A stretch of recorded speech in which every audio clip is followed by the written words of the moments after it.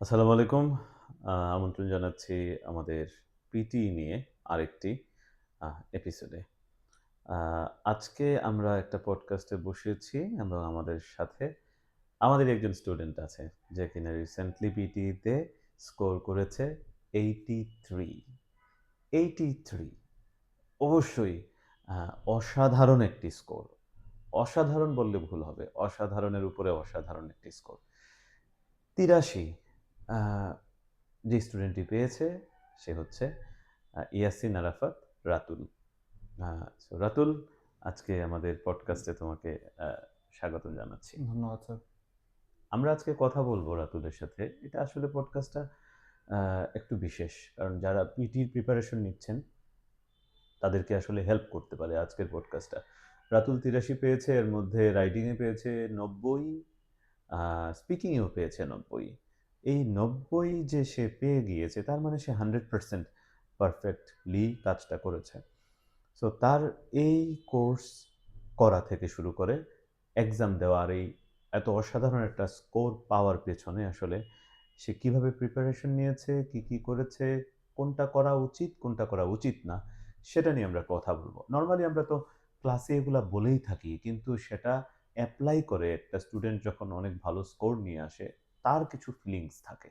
আমরা সেই কথাগুলা কিন্তু রাতুলের কাছ থেকে আজকে শুনব। সো রাতুল, তোমার কাছে ১ম এ আমি যাবো যে বিষয়টা নিয়ে। আ আ চলো তোমার জার্নিটা আগে শুনি যে তুমি আ পিটির প্রিপারেশনটা আসলে কিভাবে শুরু করেছিলে? আমি স্যার পিটি প্রিপারেশন সর্বপ্রথম আপনার কাছে পরামর্শ নিয়েছিলাম যে sir what should I go for IELTS or PT. তখন আমার ডেস্টিনেশন অনুযায়ী আপনি পিটি সাজেস্ট করেছিলেন। হ্যাঁ।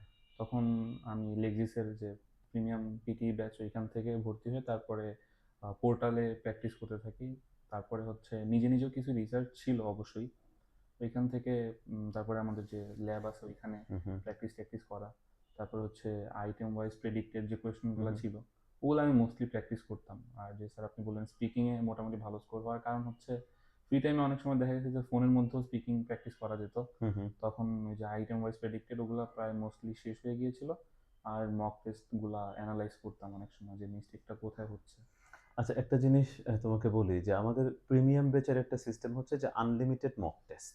স্যার তো ওই মক টেস্ট গুলা কি তোমাকে আসলে উপকার দিয়েছে নাকি? হ্যাঁ স্যার, অবশ্যই আমি ভুলগুলা পয়েন্ট আউট করতাম যে এইখানে একটু ঘাটতি আছে, এগুলা কি জন্য হচ্ছে। হু, তো হু, সেগুলো হু, হু। অ্যানালাইসিসের মাধ্যমে অবশ্যই একটা ইমপ্রুভমেন্ট আসছে আমার মধ্যে। আমরা একটা পোর্টাল প্রোভাইড করি। ৩ মান্থস থাকে এই পোর্টাল।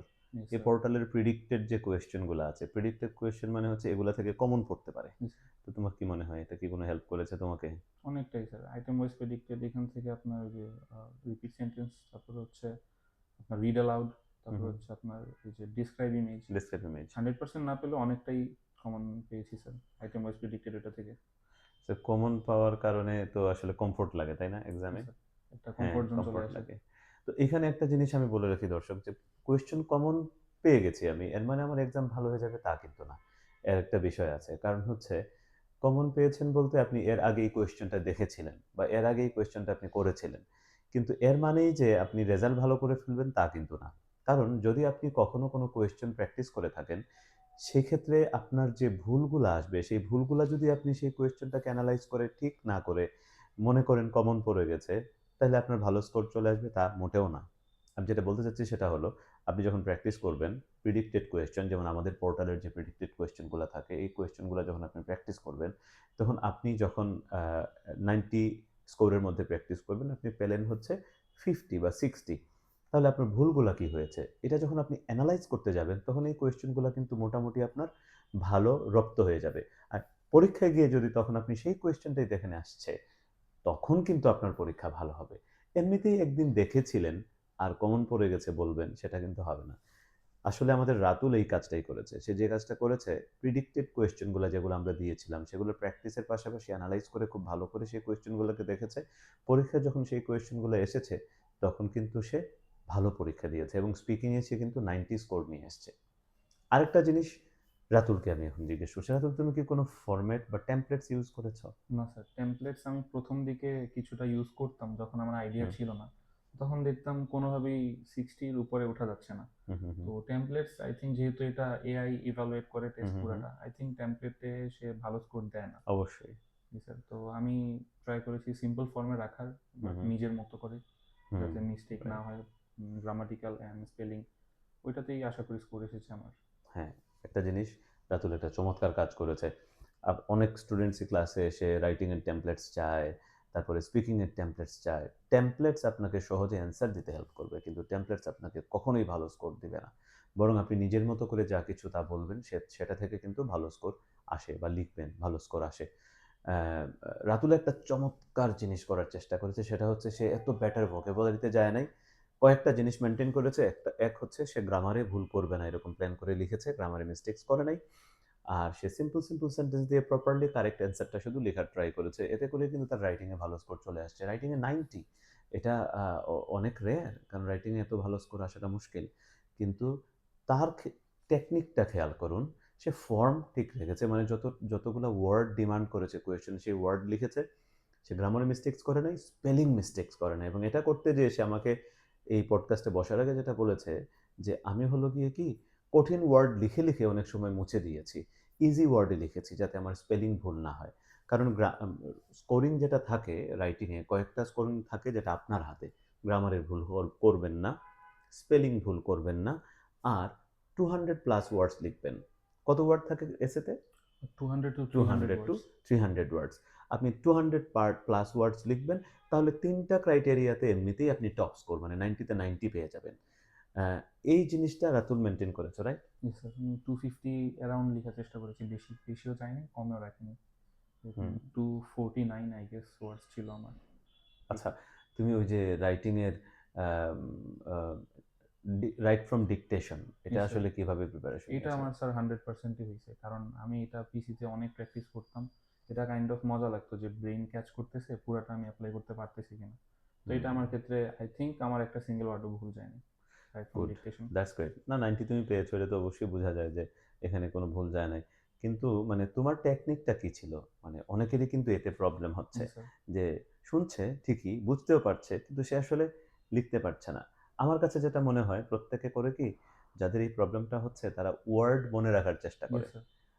আমি যেটা বলে থাকি সেটা হচ্ছে কথাটা মনে রাখার চেষ্টা কনটেন্টটা করুন। বোঝার ট্রাই করলে কনটেন্টটা বোঝার ট্রাই করুন। ওইটা বেটার হয়। হ্যাঁ, যে মানে আমি বলেছিলাম যে, "গতকাল তুমি একটু কষ্ট করে আমার সাথে দেখা করে যেও।" জি আমি স্যার। আসলে তোমাকে কি বলেছি সেই কথাটা মনে রাখলেই হচ্ছে। প্রত্যেকটা ওয়ার্ড মনে রাখার আসলে প্রয়োজন নেই। মনে প্রয়োজন রাখতে নেই গেলে স্যার। আসলে থাকে না, পসিবলও না, এটা হয় পসিবল না। না। আরেকটা জিনিস হুম, রাতুল এটা যেটা করেছে, মেইনটেইন করেছে সেটা হচ্ছে স্পিকিং এর ক্ষেত্রে একটা জিনিস হলো গিয়ে কি, আপনার আসলে নরমাল লাইফে স্পিকিং করতে গেলেও ২ টা একটা ওয়ার্ড ছুটে যায়, ২ টা একটা ওয়ার্ডে প্রবলেম হয়। আমরা অনেক সময় অ্যাকসেন্ট নিয়ে অ্যা ইস্যুতে থাকি। রাতুল বলছে যে, "আমি তো আমার মতো করে এমনিতেই টেস্ট দিয়েছি কিন্তু স্কোর চলে আসছে ভালো।" রিজনটা আমি বলি। সে এত কোনো proper British accent, American accent এরকম কোনো অ্যাকসেন্ট মিন করে সে কিন্তু পরীক্ষা দেয়নি। নরমালি একটা মানুষ বাংলাদেশের যেরকম নরমাল ইংলিশ স্পিকিং করে, সেরকম করে স্পিকিং করেছে। কিন্তু তারপরেও কেন তার 90? রিজনটা হলো গিয়ে পিটিইতে অ্যাকসেন্ট ক্যাচ করার জন্য প্রায় 25 মানে এআই এর যে অ্যাকসেন্ট ক্যাচ করে 25 টাইপের অ্যাকসেন্ট পিটি এআই অ্যাকসেপ্ট করে পিয়ারসনের। সেক্ষেত্রে আপনি কি ব্রিটিশ নাকি আমেরিকান নাকি আমাদের ইন্ডিয়ান টাইপ ইংলিশ বা আ কোন ধরনের ইংলিশ অ্যাকসেন্টে কথা বলছেন সেটা নিয়ে কিছুই যায় আসে না। ইংলিশ প্রনাউন্সিয়েশনটা কারেক্ট করে বললেই হয়। আর যদি আপনার ফ্লুয়েন্সি থাকে ২ টা একটা মিস্টেকস আসবে কনটেন্টে। এতে করে স্কোর কোনো প্রবলেম হবে না। আমরা অনেক সময় বাংলায় কথা বলতে গেলেও তো ১ টা ২ টা ওয়ার্ড ভুল করে ফেলি। এরকম ১ টা ২ টা ৪ টা ওয়ার্ড ভুলে আসলে স্কোর কমে না। এআই দেখে আপনি ফুল প্রনাউন্সিয়েশন এ সেন্টেন্সটা কমপ্লিট করতে পারেন কিনা, স্পেশালি রিপিট সেন্টেন্স যখন আসে অথবা আপনার অন্যান্য স্পিকিং এর যে কোয়েশ্চেন গুলো আছে সেগুলোতে আপনার সেন্টেন্স কমপ্লিট করাটা, ভাবটা বলে ফেলতে পারাটাই আসল। ২ টা একটা ভুল কিছু আসে যায় না। am I right? তুমি কি ইয়েস স্যার। এটা মেইনটেইন করেছিলা? Yes sir. নতুন আপডেটের পরে আমি ইউটিউব থেকে যেভাবে জানতে পেরেছি যে ফ্লুয়েন্সিতে এবার মার্ক বাড়ায় দিচ্ছে। হুম। কনটেন্ট এগুলাতে একটু কমছে, বাট ফ্লুয়েন্সিতে তারা বেশি ফোকাস করতেছে। তো আই থিংক অ্যাকসেন্টের উপরে ফোকাস না করে ফ্লুয়েন্টলি এবং ক্লিয়ারলি কথাগুলো বলতে পারলে দ্যাটস এনাফ। হ্যাঁ, এটা একটা খুব ভালো মানে দিক। আহ আর তোমার নরমালি আসলে প্র্যাকটিস কিভাবে করতা? প্র্যাকটিস বলতে স্যার কনফিডেন্স তো অবশ্যই দরকার। আর তারপরেও স্যার ল্যাবে এসে প্র্যাকটিস করা দরকার। কেন বলি স্যার, বাসায় কম্পিউটার থাকলেও ওইখানে এক্সাম সেন্টারে যে অ্যাটমসফিয়ারটা থাকে ওইটা বাসায় ফেস করা হুম, ইম্পসিবল। হুম, হুম, হুম, এটা অবশ্যই দরকার স্যার ল্যাবে প্র্যাকটিস করা, যেহেতু আরো 5-6 জন থাকবে এখানে। তো এটা প্র্যাকটিস করলে মোটামুটি এক্সাম লাইক একটা অ্যাটমসফিয়ার আইডিয়া করা যায়। হুম, না হুম, হলে ওইখানে গিয়ে প্যানিক করার একটা বড় ইস্যু রয়েছে, হতেই হুম, পারে সেটা। রাইট। যারা শুধুমাত্র আমরা ঘরে বসে, বসে প্রিপারেশন নেওয়ার প্ল্যান করছি, তাদের জন্য এটা একটা ভালো মেসেজ। অবশ্যই আপনারা হচ্ছে গিয়ে এক্সাম এনভায়রনমেন্টে ল্যাবে এসে যেমন রাতুল যেটা করতো, মাঝে মধ্যে সে ল্যাবে আসতো, একটা টাইম নিয়েছিল। এক্সাম এনভায়রনমেন্টে বসে, বসে যেখানে আরো অনেকেই পরীক্ষা দিচ্ছে, এটার সাথে অ্যাডজাস্ট না হলে কিন্তু আসলে মেইন এক্সামে হঠাৎ করে যেয়ে যখন আপনি এক্সাম হলে বসবেন, তখন মনে হবে যে আমি কোথায় আসলাম? আমার তো সেই প্রিপারেশনটা হয় জি নাই। স্যার, যেহেতু অনেকে একই সাথে কথা বলে, হুম, হুম। তো এক্সাম যেহেতু একই সাথে শুরু হয়, তো এটা একটা ইস্যু হয়ে দাঁড়ায় যদি আগে থেকে প্র্যাকটিস না থাকে এটা।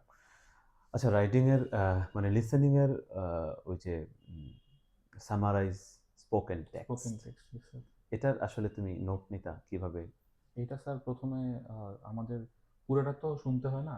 আপনার যে কিওয়ার্ডস যেগুলো থাকে, হুম, হুম, যে একটা ধরেন একটা কিছু একটা ইনভেনশন নিয়ে হুম, বললো, হুম, হুম, ইনভেনশনটা কি রিলেটেড, এখানে কিরকম ইফোর্টস দেওয়া হয়েছে, রিসার্চ হয়েছে কিনা কিছু নিয়ে, এটসেট্রা এটসেট্রা, এটার মানে কনসার্নিং যে ইস্যুগুলো, ওগুলো নোট করলে তারপরে স্যার ওগুলো হচ্ছে সিম্পল সেন্টেন্সে রাইট ডাউন করলেই হয়। এটাও এর ক্ষেত্রেও স্যার টেমপ্লেট ফলো না করাই বেটার।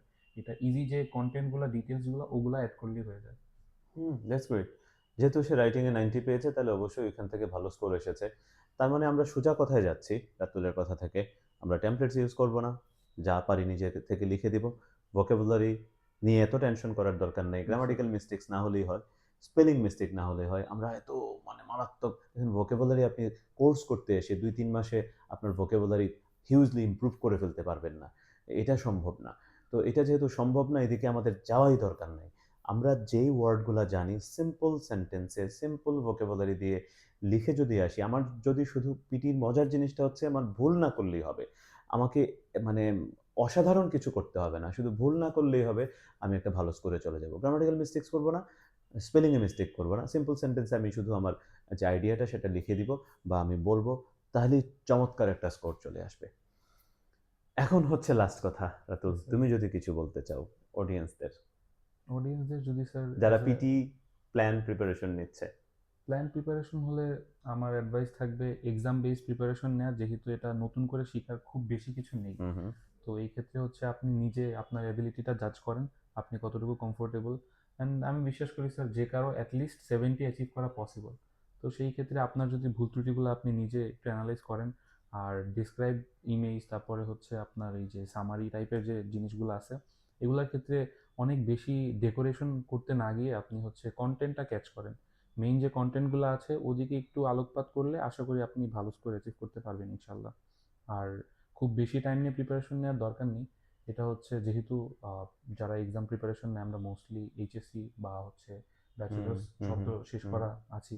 তো মোটামুটি 2 থেকে 3 ঘন্টা যদি প্রত্যেকদিন এটার পিছনে টাইম দেওয়া হয় আর হচ্ছে নিজের মিস্টেকগুলো ক্যাচ করা যায়, তাহলে পিটি খুবই ইজি। স্যার যেহেতু বলেছেন যে ভুল করা যাবে না, এটা ঠিক। You don't need to be extraordinary, but common mistake এগুলো করা যাবে না, তাহলে ইনশাল্লাহ ভালো স্কোর আসবে। Right, this is true.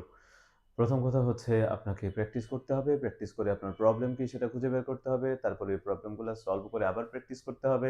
আবার প্রবলেম বের হবে, সেগুলা সলভ করে আবার প্র্যাকটিস করতে হবে, আবার প্রবলেম বের হবে। এরকম করে আপনি আনটিল দ্য এক্সাম যদি কন্টিনিউ করে যান, পিটিএতে এমনিতেই ভালো স্কোর আসে। এই টেমপ্লেট, এক্সট্রা অর্ডিনারি ক্লাসেস, কি না কি এগুলো নিয়ে টেনশন করার কোনো ইস্যু পিটিএতে দরকার নাই। আপনার টেনশনই করতে হবে না। ধন্যবাদ। আমি জানি না আজকের আমাদের পডকাস্ট যেটা আমরা রাতুলের কাছ থেকে যা শুনেছি, 83 স্কোরার রাতুল। ডেফিনিটলি সে যে স্ট্র্যাটেজি এপ্লাই করেছে সেটা অবশ্যই ভালো। কারণ হচ্ছে নতুবা আপনার 83 কিভাবে আসতো? আমরা লেক্সিসে সেম স্ট্র্যাটেজি বলে থাকি সবাইকে, যারা এটা ক্যাচ করে প্রিপারেশন নিয়ে আগ বাড়তে পারে তারাই কিন্তু ভালো স্কোর করে ফেলে। তো অসংখ্য ধন্যবাদ আমাদের কথা শোনার জন্য। আশা করি আজকের পডকাস্টটা যারা পিটির জন্য প্রিপারেশন নিচ্ছেন তাদের কিছুটা হলেও কাজে আসতে পারে। আসসালামু আলাইকুম।